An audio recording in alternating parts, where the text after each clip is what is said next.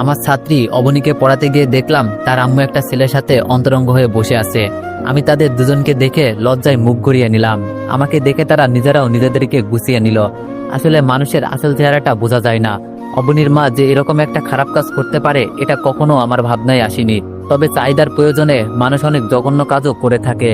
নিজের থেকে বয়সে অনেক ছোট ছেলের সাথেও মানুষ প্রেমের সম্পর্ক গড়ে তুলতে পারে, সেটা আমি আজ বুঝলাম। আমি কিছু বলার আগেই অবনীর মা আমাকে বলল, অবনী তো এখনো স্কুল থেকে ফেরেনি, আর আজ তুমি এত আগেই পড়াতে আসবে সেটা বলবে না? তখন আমি বললাম, আজ মাসের শেষ তারিখ, তাই একটু আগেই পড়াতে এসেছি, টাকাটাও দরকার ছিল। তখন অবনীর মা বলল, আচ্ছা ঠিক আছে, তুমি বসো, আমি টাকা নিয়ে আসছি।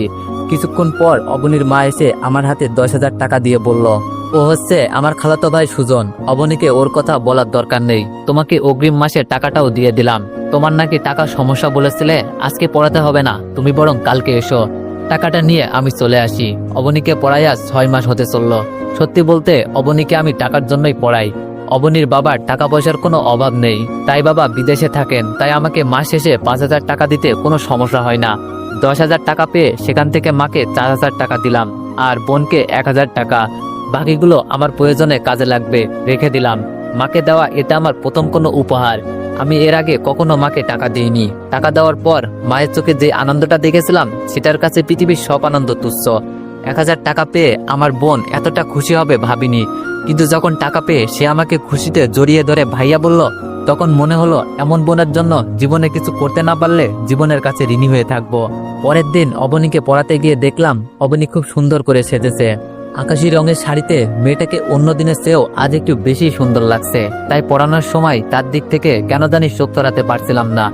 আমার এমন অবস্থা দেখে অবনী বলল, স্যার আপনার কি কোনো গার্লফ্রেন্ড আছে? নিজের ছাত্রীর মুখে এমন প্রশ্ন শুনে কিছুটা আইনজীবী ফিল করলাম। তারপরেও ধমকের সুরে বললাম, এসব কি প্রশ্ন অবনী? আমার গার্লফ্রেন্ড দিয়ে তুমি কি করবে? বাচ্চাদের এসব জানতে হয় না, তুমি পড়াশোনায় মনোযোগ দাও। তখন অবনী বলল, কে পিসি, দেখেন আমি কত বড় হয়ে গেছি, আর ক্লাস 9-এ পড়া একটা মেয়েকে বাচ্চা বলা মোটেও উচিত না। আমার এক বান্ধবীর বিয়ে হয়েছে, বাচ্চার মাও হয়ে গেছে, আর আপনি আমাকে বাচ্চা বলছেন? অবনীর কথাই ঠিক, অবনীকে আজ মোটেও বাচ্চা বাচ্চা লাগছে না, বড়ই মনে হচ্ছে। শাড়ি পরলে ছোট মেয়েদেরকেও অনেক বড় মনে হয়, অবনীকেও আজ বড়দের মতোই মনে হচ্ছে। আমি অবনীর কথা এড়িয়ে যাওয়ার চেষ্টা করলেও পারলাম না। অবনী আবার জিজ্ঞেস করলো, স্যার আপনি কিন্তু বললেন না আপনার কোনো গার্লফ্রেন্ড আছে নাকি? তখন বাধ্য হয়ে বললাম, ছিল এক সময়, তবে এখন নেই। এবার খুশি তুমি? তোমার প্রশ্নের উত্তর খুঁজে পেয়েছো। তখন অবনীর চোখে মুখে অনেক আনন্দ দেখতে পেলাম।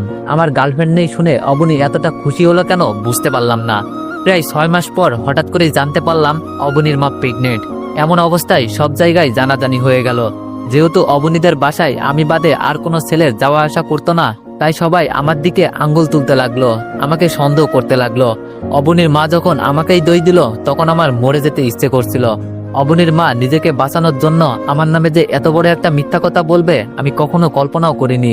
অবনীর সামনে সেদিন কি লজ্জাটাই না পেয়েছিলাম। কোনো অপরাধ না করেও আমি অবনীর চোখের দিকে তাকাতে পারিনি।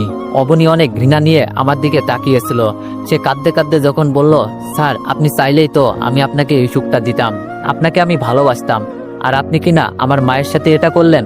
আপনার প্রতি যে রেসপেক্ট ছিল সেটা আপনি রাখেননি। আপনি কখনোই একজন শিক্ষক হওয়ার যোগ্যতা রাখেন না। কথাগুলো বলেই অবনী আমাকে ধাক্কা দিয়ে তাদের বাসা থেকে বের করে দেয়। আমিও চলে আসি। এলাকার সবাই জেনে গিয়েছে বিষয়টা, তাই লজ্জায় কারোর সামনে যেতে পারতাম না।